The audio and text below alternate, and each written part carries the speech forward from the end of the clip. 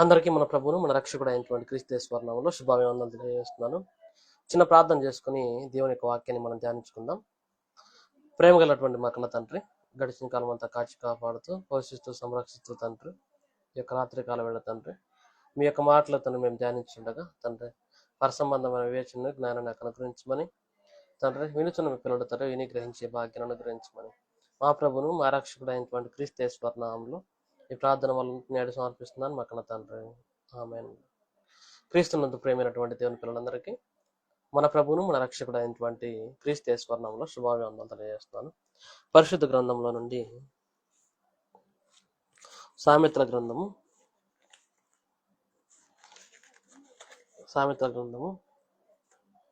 30వ అధ్యాయము సామెతల గ్రంథము 30వ అధ్యాయము 18వ వచనం. సామెతల గ్రంథము 30వ అధ్యాయము 18వ వచనం. నా బుద్ధికి మించినవి 3 కలవు, నేను గ్రహింపలేనివి 4 కలవు. అవేవనగా అంతరిక్షమున పక్షిరాజు జాడ, బండ మీద సర్పము జాడ, నడి సముద్రమున ఓడ నడుచు జాడ, కన్యకతో పురుషుని జాడ. క్రీస్తునందు ప్రేమైనటువంటి దేవుని పిల్లలందరికీ తండ్రి ఈ యొక్క రాత్రికాల వేళ ఈరోజు మనం ధ్యానించుకునేటువంటి అంశము సామెతల గ్రంథము 30వ అధ్యాయము 18వ వచనంలో ఉండేటువంటి మాట. నా బుద్ధికి మించినవి 3 కలవు.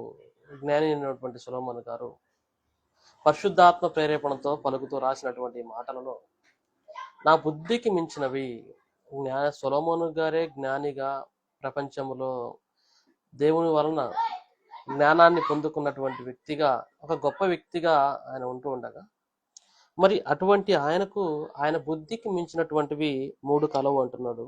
నేను గ్రహింపలేనివి 4 కలవు అంటున్నాడు. అంటే నాకు కూడా అర్థం కానటువంటి సంగతులు ఉన్నాయి. వాటిలో మొట్టమొదటిది అవేవనగా అంతరిక్షమున పక్షిరాజు జాడ. అవేవనగా అంతరిక్షమున పక్షిరాజు జాడ అంటే పక్షిరాజు దేవుడు కలిగించినటువంటి సృష్టి యావత్తులో కూడా ఎన్నో జీవరాశులు ఉంటూ ఉండగా ఆ జీవరాశులన్నింటిలో కూడా పక్షిరాజు అంటున్నాడు. పక్షిరాజు గురించి మాట్లాడుతున్నాడు. దేవుడు కలిగించిన ఈ సృష్టిలో శాస్త్రవేత్తలకు తెలిసినటువంటి వాటి ప్రకారముగా ఇదిగో 84 లక్షల కంటే ఎక్కువైనటువంటి జీవరాశులు ఉన్నాయని శాస్త్రవేత్తలు అంచనాకు వచ్చారు. మరి వారి అంచనాలకు మించి దేవుడు ఎవరూ లెక్కించలేనంతగా ఇదో సృష్టి యావత్తులో దేవుడు తన క్రియలన్నిటినీ ఇదిగో అనేక రకాలైనటువంటి జంతు జలాలు పక్షులు వీటన్నిటిని తయారు చేశాడు, కలిగించాడు. కలిగించినటువంటి వీటిలో ఇదిగో బైబిల్ గ్రంథంలో ఇదిగో కొన్ని పక్షుల గురించి కొన్ని జంతువుల గురించి దేవుడు రాయించాడు. మరి రాయించినటువంటి వాటిలో మనం ఈరోజు ధ్యానించేటువంటిది ఏది అంటే అంతరిక్షమున పక్షిరాజు జాడ. అంతరిక్షమున పక్షిరాజు జాడ. పక్షిరాజు గురించి దేవుడు మాట్లాడుతున్నాడు. పక్షిరాజు అంటే పక్షిరాజు అనగానే ఇదిగో పక్షిరాజు అనగానే ఈగలు అంటారు ఇంగ్లీష్లో. పక్షిరాజు ఒక పెద్ద నివసిస్తుంది అని మనం ఆలోచిస్తే బైబిల్ గ్రంథం చెబుతుంది పక్షిరాజు ఎక్కడ నివసిస్తుంది అంటుంది? అంతరిక్షమున పక్షిరాజు జాడ. అంతరిక్షము ఎక్కడ ఉంటుందంటే ఇదిగో ఆకాశములో పక్షులన్నీ ఎగురుతాయి, కానీ పక్షులన్నిటికంటే ఎక్కువ ఎత్తులో ఎగిరేటువంటి పక్షి ఇదిగో ఈ పక్షిరాజు.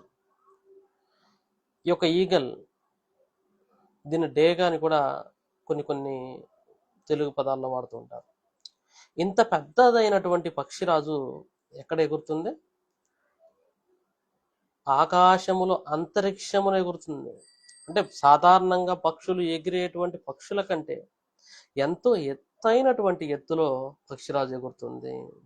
మరి ఆ పక్షిరాజు జీవితం నుంచి దేవుడు మనకేం పాఠాలు నేర్పిస్తున్నాడు అని మనం ఆలోచిస్తే యోబు గ్రంథము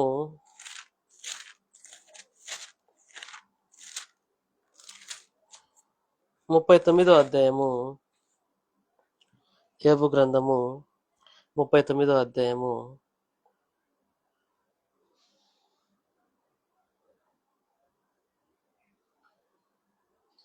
26, 27 వచనాలు. 26, 27, 28. యోబు గ్రంథము 39వ అధ్యాయము 26, 27, 28 వచనాలు. డేక నీ జ్ఞానము చేతనే ఎగురునా, అది నీ ఆజ్ఞ వలననే తన రెక్కలు దక్షిణ దిక్కునకు చాచున, పక్షిరాజు నీ ఆజ్ఞకు లోబడి ఆకాశ వీధికెక్కున, తన గూడు ఎత్తైన చోటును కట్టుకొనున, అది రాతి కొండ మీద నివసించును, కొండపేటు మీదను ఎవరును ఎక్కజాలని ఎత్తు చోటను గూడు కట్టుకొనును. ప్రియమైన దేవుని పిల్లారా, ఈ పక్షిరాజు ఎక్కడ ఎగురుతుంది అంటే ఇది ఆకాశములో ఉండేటువంటి అంతరిక్షము అంటున్నాడు. అంటే అంతరిక్షం అంటే సుమారుగా చాలా భూమికి చాలా ఎత్తులో, అంటే మేఘాలకు అవతల ఎగురుతుంది పక్షిరాజు. మేఘాలకు అవతల అంటే మేఘాల కంటే ఎత్తైనటువంటి ప్రాంతంలో పక్షిరాజు ఎగురుతుంది. అంత ఎత్తులో ఎగిరేటువంటి పక్షిరాజు దాని నివాసం ఎక్కడని ఆలోచిస్తే 28వ వచనంలో, యోబు గ్రంథము 39వ అధ్యాయము 28వ వచనం, అది రాతి కొండ మీద నివసించును, కొండపేటి మీదను ఎవరును ఎక్కజారని ఎత్తు చోటను గూడు కట్టుకొనును. ఎక్కడ ఉంటుందంట? రాతి కొండ మీద. అంటే రాతి కొండ అంటే ఎవరు కూడా సాధారణంగా మనకు పక్షులు కనిపిస్తుంటాయి, ఆ పక్షుల యొక్క గూళ్ళు కనిపిస్తుంటాయి. కనిపించేటువంటి ఆ పక్షులను పట్టుకుంటూ ఉంటారు చాలా మంది కూడా. పట్టుకోవడం మాత్రమే కాదు కానీ వాటి గుడ్లను తీసుకునేవారు ఉంటారు, అంటే వాటి గూళ్ళను నాశనం చేసే వాళ్ళు ఉంటారు. ఇలా అనేక రకాలైనటువంటి ప్రమాదాలకు సాధారణంగా పక్షులు లోనవుతూ ఉంటాయి. అయితే పక్షిరాజు మాత్రము, ఈ డేగ మాత్రము ఎక్కడ నివసిస్తుంది అంటే అది రాతి కొండ మీద నివసించడం. అంటే ఏ మనిషి కూడా ఎక్కలేనంత రాతి కొండ మీదకి ఎవరైనా ఎక్కగలుగుతారు చెప్పండి? పూర్తిగా రాయితో కూడినటువంటి ఆ కొండ మీదకి, ఒక పెద్ద రాయితో కూడినటువంటి, అంటే ఎక్కడానికి మార్గమే లేనటువంటి ఆ కొండ పైన తన గూడును ఏర్పాటు చేసుకుంటుంది, తన నివాసాన్ని ఏర్పాటు చేసుకుంటుంది. కొండపేటు మీదను ఎవరును ఎక్కజాలని ఎత్తు చోటను గూడు కట్టుకొనును. అంటే ఏ మనిషి కూడా కొండపేటు అంటే కొండపేటు అంటే కొండలోనే ఎత్తైనటువంటి రాతితో కూడినటువంటి భాగం. మనం చూస్తుంటాం కదా సాధారణంగా కొండల్లోనే ఒక కొండలు ఉంటాయి. ఆ కొండల్లోనే ఒక భాగం మాత్రము కొన్ని చోట్ల ఎత్తుగా ఉండి కొండపేటు అంటారు. అంటే చాలా ఎత్తుగా ఉంటుంది. అది పూర్తిగా రాతితో కూడినదిగా ఉంటుంది. ఎవరును ఎక్కజాలనిదిగా, ఎక్కడానికి మార్గము లేనంతగా ఆ కొండపేటు ఉంటుంది. అటువంటి కొండపేటు మీదను ఎవరును ఎక్కజాలని ఎత్తు చోటను, అంటే ఏ మనిషి కూడా అక్కడికి ఎక్కలేడు, ఏ మనిషి కూడా తన గూడును నాశనం చేయలేడు, ఏ మనిషి కూడా తనను తాను పట్టుకోలేనటువంటి ఆ పక్షిరాజుకు నాశనం చేయలేనటువంటి పరిస్థితి. అటువంటి పరిస్థితుల్లో ఏం చేస్తుంది? కొండపేట మీదను ఎవరును ఎక్కజాలని ఎత్తు చోటను గూడు కట్టుకొనును. అంటే పక్షిరాజు గురించి దేవుడు మనకు తెలియజేస్తున్నాడు. అంటే దేవుడు ఏది రాయించినా, అది ఒక పక్షి గురించి కావచ్చు, ఒక జంతువు గురించి కావచ్చు, సృష్టి నుంచి మీరు పాఠాలు నేర్చుకోవాలి అని దేవుడు చెప్పాడు. ఎందుకంటే సోమరి చీమల యొద్దకు వెళ్ళము అన్నాడు. ఎందుకు వెళ్ళమన్నాడు? అవి నీకు బోధ కలిగిస్తాయి, వాటి నుంచి నువ్వు పాఠాలు నేర్చుకుంటావు, వాటి నుంచి పాఠాలు నువ్వు నేర్చుకుంటావు, కాబట్టి నువ్వు వాటి దగ్గరికి వెళ్ళు. కేవలము ఆ కొన్నిటి నుంచి మాత్రమే కాదు కానీ దేవుడు కలిగించిన సృష్టి యావత్తు నుండి కూడా ఇదిగో పాఠాలు నేర్చుకున్నటకు, పాఠాలు నేర్పించుటకే దేవుడు వాటన్నిటిని కలిగించాడు. వాటి నుంచి దేవుడు మనకు పాఠాలను నేర్పుతున్నాడు. కానీ వాటిలో కొన్ని జంతుజాలాల గురించి దేవుడు మనకు రాయించాడు బైబిల్ గ్రంథంలో. కాబట్టి పక్షిరాజు చూస్తే, ఎగరడం చూస్తే అంతరిక్షంలో ఎగురుతుంది. అదేవిధంగా దాని నివాసం చూసుకుంటే ఎక్కడ ఉంటుందంట? కొండపేటు మీదను ఎవరును ఎక్కజాలనటువంటి కొండపేటు మీద ఏర్పాటు చేసుకుంటుంది. మరి దీని నుంచి మనం ఎటువంటి పాఠం నేర్చుకోవాలి? ఆత్మీయంగా మనం ఎటువంటి పాఠం నేర్చుకోవాలి అంటే లూకాసు వార్త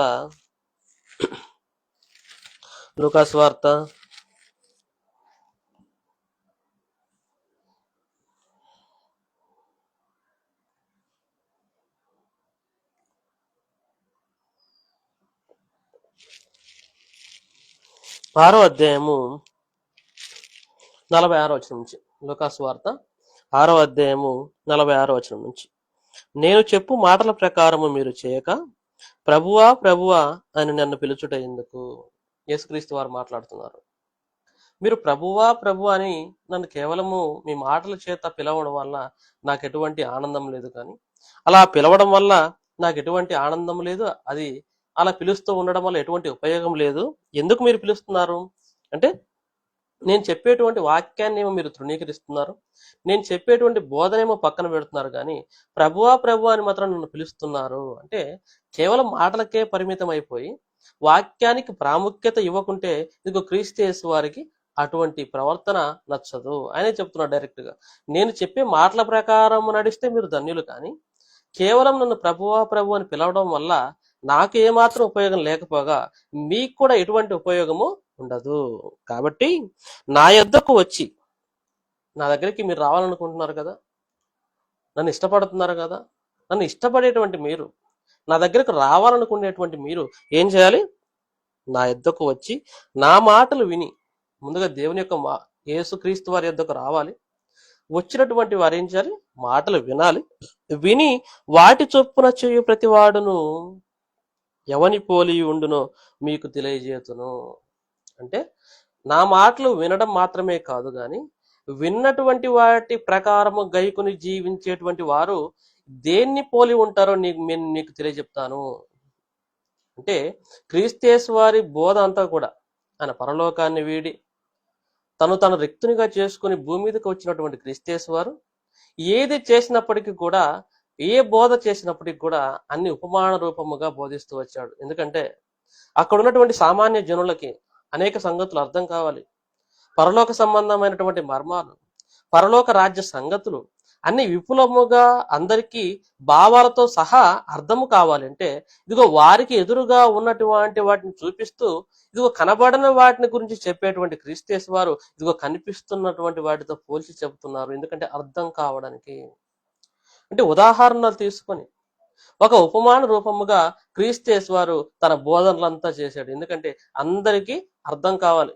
లేదా అందరికీ అర్థం కానటువంటి అనేక రకాలైనటువంటి రకరకాల పదాలు ఉపయోగించి చెప్పడం కాదు, కానీ బోధ యొక్క ప్రాముఖ్యత, బోధ యొక్క ఇంపార్టెన్స్ ఏంటి, అసలు బోధ యొక్క మూలం, అసలు ఎందుకు బోధించాలి అంటే అనేకులకు సులభంగా అర్థం చేసుకోగలగటం.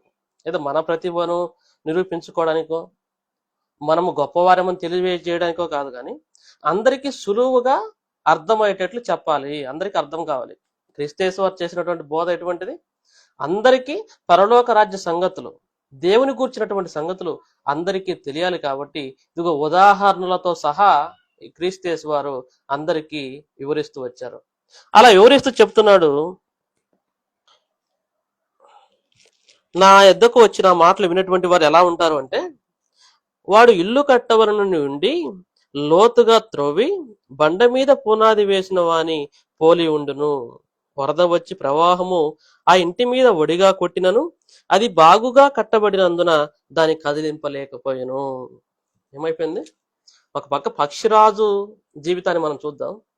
ఆ పక్షిరాజు తన నివాసాన్ని ఎక్కడ ఏర్పాటు చేసుకునింది? ఇదిగో బండ మీద, కొండపేటు మీద. ఎవరు దాని మీదకి ఎక్కజాలరు అని క్లియర్ గా బైబిల్ గ్రంథంలో రాయబడింది. అంటే పక్షిరాజుకు ఎవరు కూడా హాని తలపెట్టలేరు, ఎవరు కూడా దాని దగ్గరకు కూడా చేరుకోలేరు. ఎందుకంటే దాని నివాసము ఇదిగో బండ మీద తన నివాసాన్ని ఏర్పాటు చేసుకుంది. బండ మీద తన నివాసాన్ని ఏర్పాటు చేసుకున్నది కాబట్టి ఇదిగో ప్రకృతిలో సంభవించేటువంటి అనేకమైనటువంటి మార్పుల వలన కావచ్చు, ప్రకృతిలో వచ్చేటువంటి అనేకమైన విపత్తుల నుండి కావచ్చు, దానికి ఎటువంటి ప్రమాదం లేదు. అదేవిధంగా ఇదిగో భక్తి జీవితంలో, మన ఆత్మీయ స్థితిగతులలో మన జీవితము కూడా స్థిరముగా కట్టబడాలి అంటే, స్థిరముగా మన జీవితాలు ఉండాలి అంటే ఏం చేయాలి? ఇదిగో క్రీస్తు వారి యొద్దకు రావాలి. వచ్చినటువంటి వారము ఇదిగో సైలెంట్ గా ఉండడం కాదు, కానీ వచ్చిన మనం వాక్యాన్ని వినే వారముగా ఉండాలి. విన్న వాక్య ప్రకారం గైకొనే వారముగా ఉంటే ఎటువంటి వారమి? బండ మీద పునాది వేసిన వాని పోలి ఉండును. ఇదిగో గృహాలు మనం కడుతూ ఉంటాం కదా, గృహాలు కట్టేటువంటి వారు ఎలా వేస్తారు పునాది? బండ మీద మంచి మంచి రాళ్ళు తీసుకుని వచ్చి ఆ రాళ్ళను సిమెంట్ కాంక్రీట్తో వేసి గట్టిగా అదే విధంగా చుట్టూ పిల్లర్స్ వేసి సిమెంట్తో, మళ్ళీ అంటే మట్టితో పునాది వేస్తే ఏమైపోద్ది? చాలా మంది కూడా కొద్దిగా కొన్ని సంవత్సరాల క్రితము గ్రామీణ ప్రాంతాల్లో పునాదులన్నీ కూడా మట్టితో కట్టేవాళ్ళు.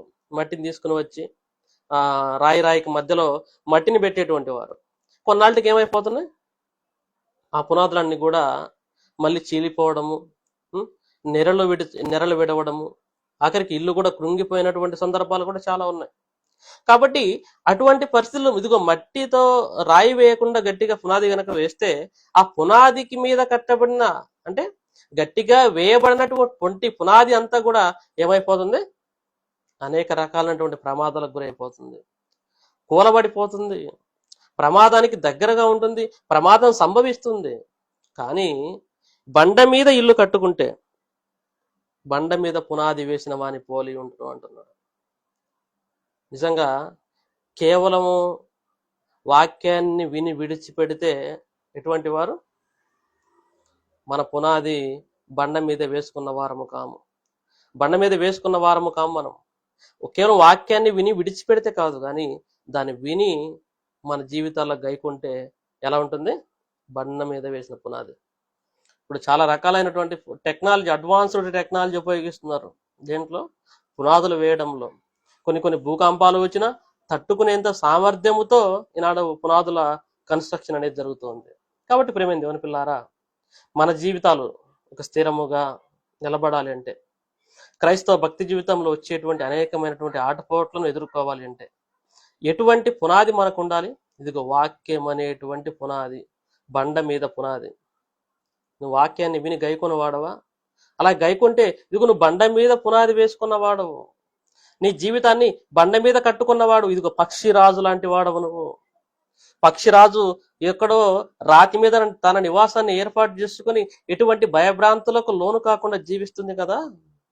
నువ్వు కూడా వాక్యం అనేటువంటి ఆ బండ, వాక్యం అనేటువంటి ఆ పునాది మీద నా జీవితాలను కట్టుకుంటే మన జీవితాలు ఎన్నటికీ కూడా స్థిరంగా ఉంటాయి, ఎక్కడ కూడా కూలబడిపోవు.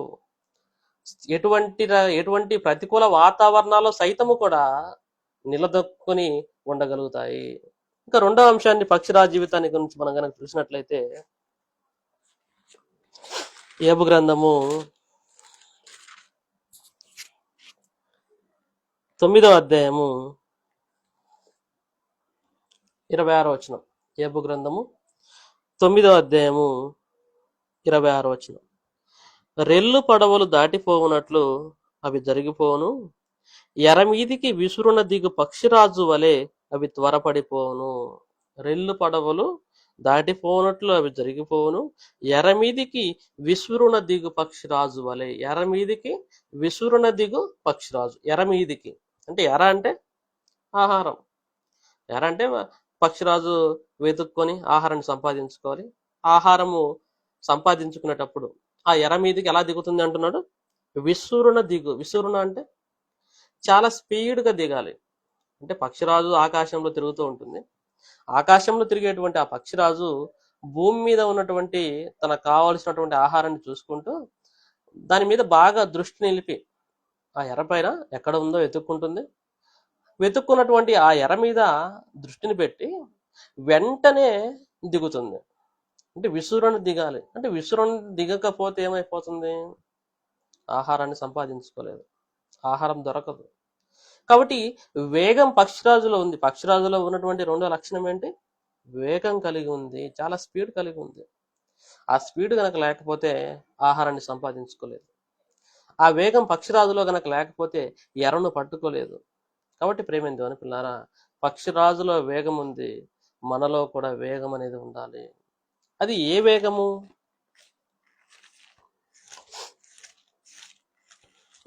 యాకోబు గారు రాసినటువంటి పత్రిక 1వ అధ్యాయము 19వ వచనం. యాకోబు గారు రాసిన పత్రిక 1వ అధ్యాయము 19వ వచనం. నా ప్రియ సహోదరులారా, మీరీ సంగతి ఎరుగుదురు గనుక ప్రతి మనుష్యుడు వినుటకు వేగిరపడువాడును, మాటలాడుటకు నిదానించువాడును, కోపించుటకు నిదానించువాడునై ఉండవలను. ఏ విధంగా ఉండాలంట?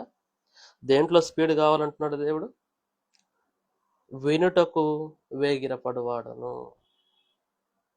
దేనికి? పక్షిరాజులో వేగం ఉందని దేవుడు మనకు రాయించాడు. మీలో కూడా వేగం ఉండాలని ఆయన అంటున్నాడు. మరి దేంట్లో ఉండాలి ఆ వేగము? వినుటకు వేగిరపడువాడును. ప్రతి మనుష్యుడు వినుటకు వేగిరపడాలి. అంటే వినుటకు తొందరపడాలి. వినుటకు ఆసక్తి చూపాలి. వేగిరపడ్డం అంటే ఆసక్తిని చూపడ్డం, ఆసక్తిని చూపడం. వినుటకు వేగిరపడాలి అంటున్నాడు. అంటే మరి వినడంలో కూడా చాలా ఉన్నాయి కదా. వేటిని గూర్చి వినుటకు? మనం చాలా సంగతులు వింటూ ఉంటాం కదా. ఎక్కువ శాతం దేన్ని వినుటకు ఆసక్తి చూపుతారు? అపవిత్రమైన ముసలమ్మ ముచ్చట్లను విసర్జించి అంటారు పౌలు గారు. అంటే లోకమంతా కూడా దేన్ని వినడానికి ఆసక్తి చూపుతుంది అంటే అపవిత్రమైనటువంటి వాటిని, ముచ్చట్లు వినడానికి. అంటే ముచ్చట్లు అంటే ఏ పని బాట లేకుండా ఎవరొకరి గురించి డిస్కస్ చేసుకోవడం, ఎవరొకరి గురించి మాట్లాడుకోవడం, ఏదో ఒక సంగతుల గురించి తెలియజేసుకోవడం, ఇవి ముచ్చట్లు.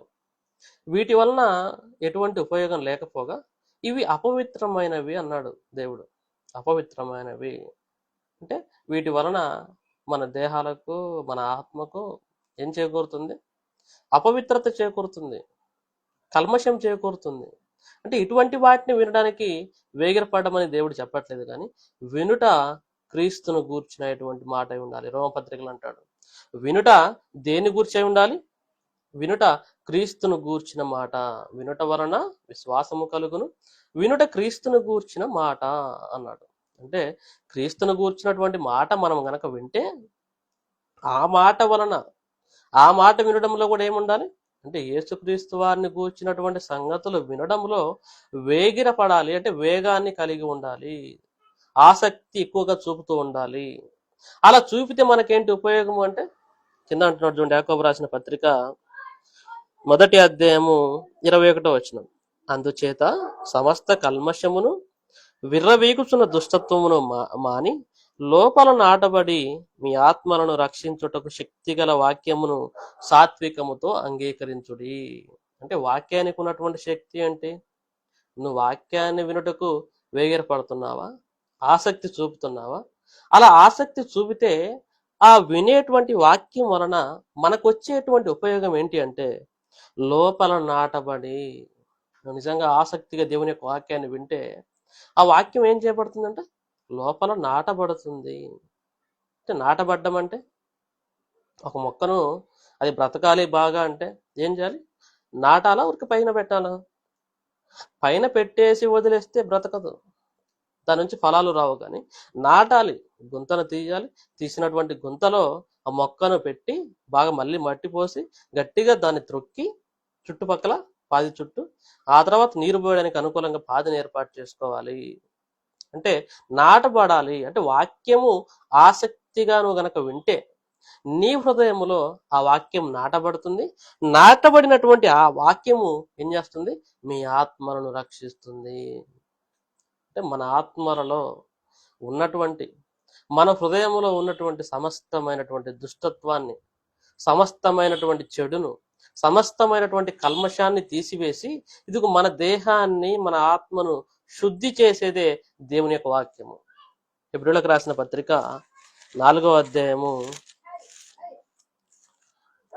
హెబ్రీయులకు రాసిన పత్రిక 4వ అధ్యాయము 12వ వచనం.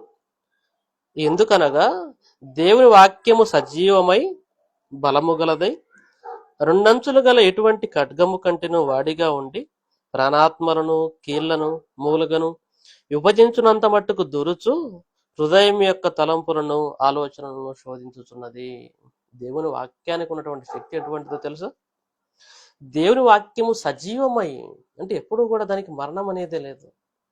దేవుని వాక్యం నిరంతరముగా సజీవముగా ఉండేదంటే దానికి ముగింపు అనేటువంటి లేనటువంటి అంత శక్తివంతమైనటువంటి వాక్యము. అంటే దానికి మరణం అనేటువంటిది లేదు. దేవుని వాక్యానికి ఎల్లప్పుడూ కూడా సజీవముగా ఉండేది, ఎల్లప్పుడూ కూడా బలము కలిగినదిగా ఉండేది, రెండంచులు గలటువంటి ఖడ్గము కంటేనూ వాడిగా ఉండేది. పాతకాలంలో రాజులు వాడేటువంటి వారు రెండు వైపులా పదునుండేటువంటి కత్తులు. అంటే ఏడువైపు కత్తితో యుద్ధంలో చాలా వేగంగా యుద్ధాన్ని చేయాలి కాబట్టి ఆ యుద్ధాన్ని చేసేటువంటి క్రమంలో ఏ వైపు రెండు వైపులా పదును ఉండేటట్టు తయారు చేసుకుంటారు. ఏ వైపు నరికినా, ఏ వైపు యుద్ధం చేసినా తెగేటట్టుగా ఆ కత్తులను తయారు చేసుకుంటూ ఉంటారు.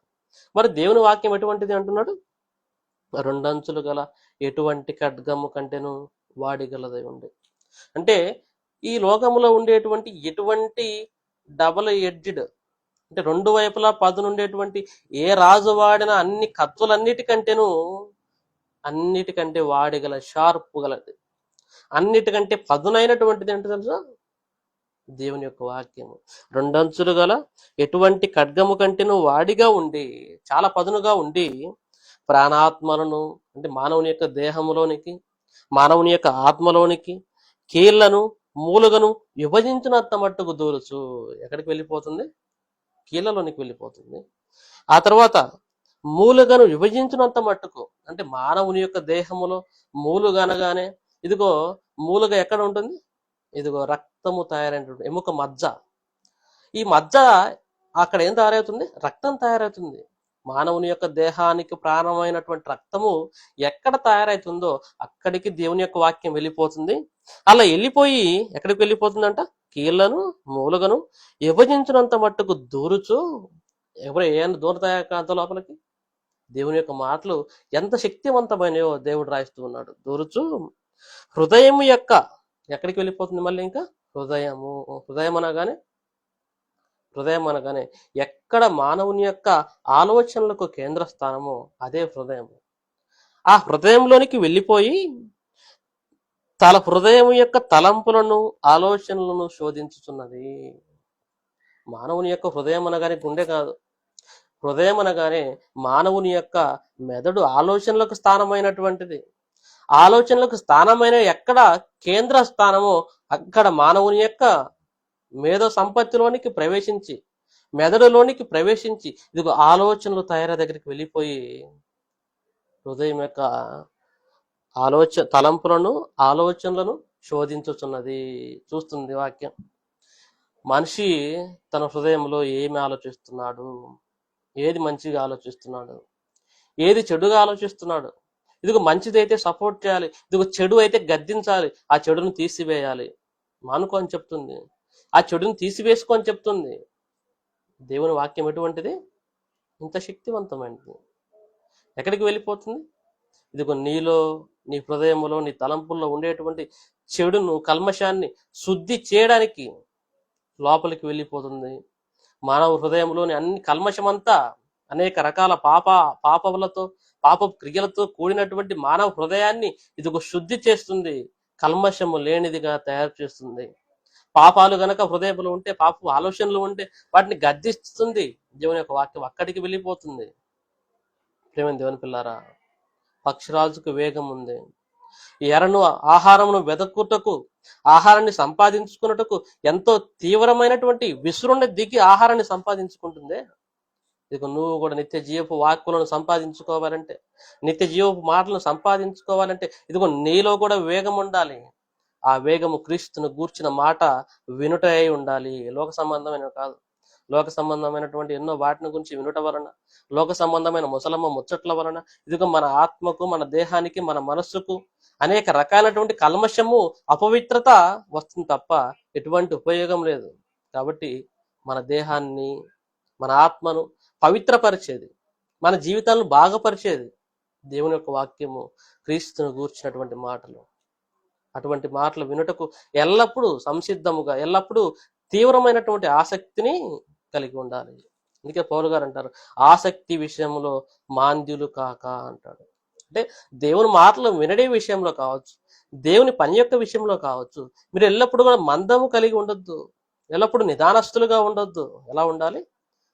మాంద్యులు కాక ఆసక్తి విషయము తీవ్రంగా ఉండండి అంటాడు. కాబట్టి ప్రేమ దేవుని పిల్లారా, పక్షిరాజు గురించి దేవుడు మనకు నేర్పుతున్న పాఠాలు, పక్షిరాజు నుంచి దేవుడు మనకు నేర్పుతున్నటువంటి పాఠాలు. ఇదిగో పక్షిరాజు తన నివాసాన్ని రాతి మీద కట్టుకుని ఎటువంటి ప్రమాదము లేకుండా, ఎటువంటి ఇబ్బందులు లేకుండా జీవిస్తుంది. మన జీవితాలు, మన ఆత్మీయ జీవితాల్లో వచ్చేటువంటి ఆటుపోట్లలో నిలదొక్కోవాలి అంటే ఇదిగో నిత్య జీవపు మాటలు, వాక్యం అనేటువంటి పునాది పైన మన జీవితాలను కట్టుకుంటే ఎటువంటి ప్రమాదాలు వచ్చినా నిలబడగలుగుతాం. రెండవదిగా, పక్షిరాజు విసురున దిగేంత వేగాన్ని కలిగి ఉంది. మనం కూడా వేగాన్ని కలిగి ఉండాలి. అది క్రీస్తును గూర్చిన మాటలు వినుటకు వేగాన్ని మనము కలిగి ఉండాలి. మిగతా సంగతులు రేపు మాట్లాడుకుందాం, ప్రార్థన చేసుకుందాం.